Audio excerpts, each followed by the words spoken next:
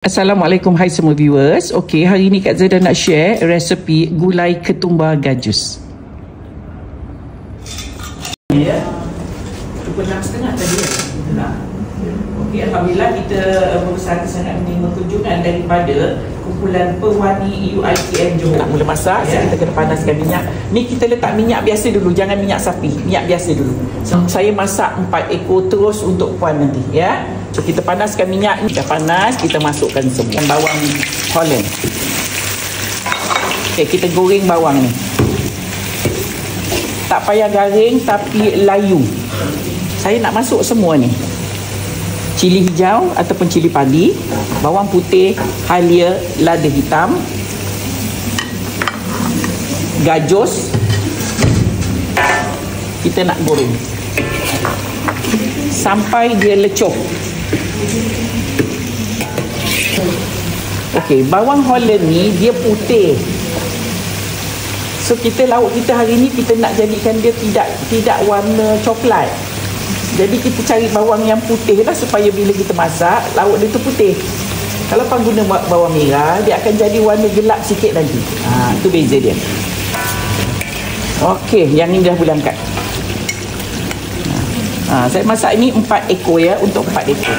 Untuk lauk ni jangan brown ya, jangan brown. Kita cuma nak lecuhkan dia saja, masakkan dia saja. Tak perlu sampai brown. Brown tu nak jadi bawang goreng. Kita kalau nak jadikan bawang goreng, kita pakai bawang merah besar. Kalau bawang ni dia nak jadi bawang goreng lambat sebab dia banyak air.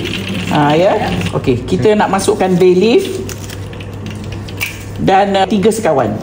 Kayu manis, cengkeh dan pelaga, ya. Alright. Sementara tu kita nak kisar yang kita dah goreng ni tadi. Kita nak masuk ni. Kalau puan kat rumah, puan jangan panas-panas, bagi dia hilang sikit panasnya, ya. Okey, kita nak blend yang kita dah goreng ni tadi. Saya tak pernah jumpa fresh bay leaf. Saya jumpa selalu bay leaf yang kering. Kita nak letak, tadi ada minyak kan? So kita nak letak sedikit minyak sapi dulu. Memang nampak banyak minyak ni, akan ada nanti, woi banyaknya minyak Kak Zaidah ni. Memang banyak sebab saya masak 4 ekor. Kalian tak masak pula kalau minyaknya sikit. Okey, kita nak masukkan yang kita kisar ni tadi. Ni. Ini kita tumis. Sampai dia pecah minyak. Okey, Kak Zaidah nak masukkan lebihan air dalam blender ni. Saya nak masukkan garam dulu ya. Kak Zaidah masak sekarang ni 4 ekor ayam. Okey, kita nak masukkan ayam.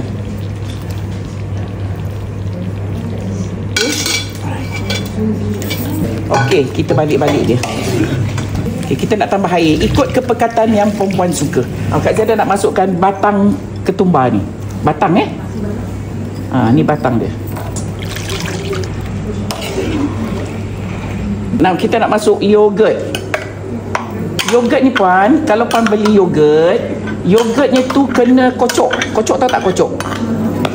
Kena pukul ya. Kalau tidak nanti, kalau macam Kak Zaidah ni Greek yogurt, okey, Greek yogurt dia halus. Dia memang dah cantik macam ni.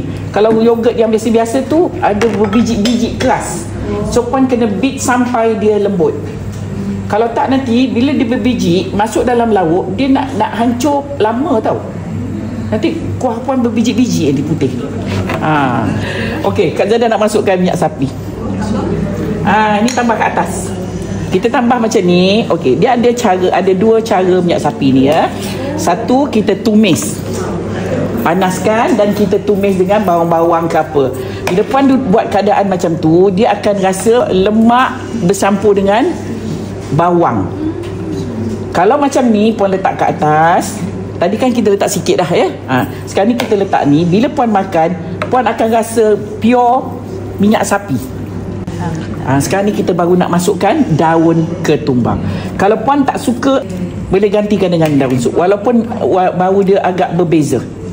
Okey, Kak Zaidah nak masukkan halba. Kita masukkan.